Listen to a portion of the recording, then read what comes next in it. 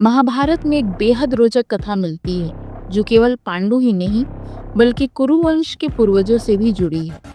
इस कहानी में आप जानेंगे आखिर क्यों भगवान बृहस्पति की पत्नी तारा उन्हें छोड़कर भाग गई और जब भागी तो किसके साथ, और साथ ही कैसे हुआ बुद्ध का जन्म जो बुद्धि और ज्ञान के देवता माने जाते हैं। अगर आपको धर्म और पुराणों की अनकही कहानियों में दिलचस्पी है तो इस वीडियो को अंत तक जरूर देखें। तो आइए शुरू करते हैं महाभारत सीरीज की पहली कथा। बहुत समय पहले देवताओं और असुरों के बीच लगातार युद्ध होते थे। देवताओं की शक्ति यज्ञ से बढ़ती थी और इस यज्ञ का संचालन करते थे देवगुरु बृहस्पति। यज्ञ पूरा करने के लिए उनकी पत्नी तारा का साथ होना जरूरी था, पर एक दिन तारा ने सबको चौंका दिया। वह अपने पति बृहस्पति को छोड़कर चंद्रदेव के साथ चली गई। बृहस्पति तर्क और कर्मकांड में डूबे रहते थे। तारा को उनमें प्रेम और अपनापन कम दिखता था। दूसरी ओर चंद्रदेव भावुक थे। उन्होंने तारा को जीवन का नया अर्थ दिया। तारा चली गई तो बृहस्पति ने क्रोध में इंद्र से कहा, मेरी पत्नी को वापस लाओ वरना यज्ञ अधूरा रह जाएगा। देवताओं के सामने बड़ी दुविधा थी।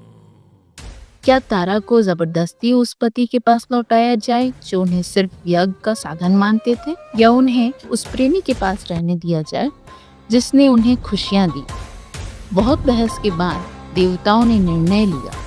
स्वर्ग और धरती को बचाने के लिए यज्ञ जरूरी था, इसीलिए तारा को लौटना पड़ा।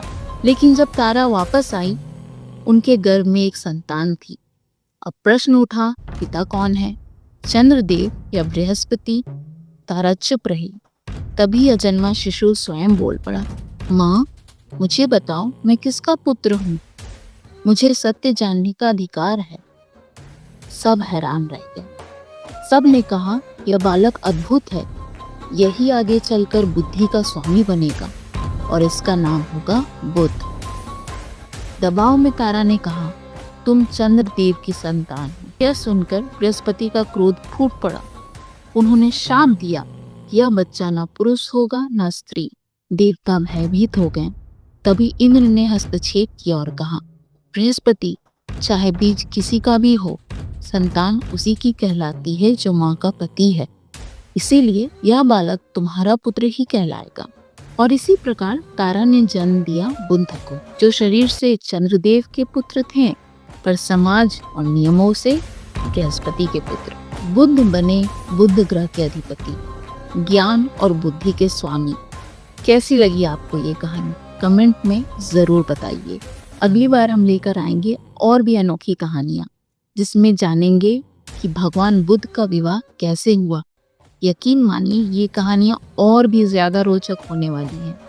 और अगर आप संपूर्ण महाभारत की कहानियां जानना चाहते हैं तो चैनल को सब्सक्राइब कीजिए और बेल आइकन जरूर दबाइए ताकि हमें मोटिवेशन मिलती रहे और हम आपको हर कहानी वैसे ही सुना सके जैसे कि वो शास्त्रों में लिखी है।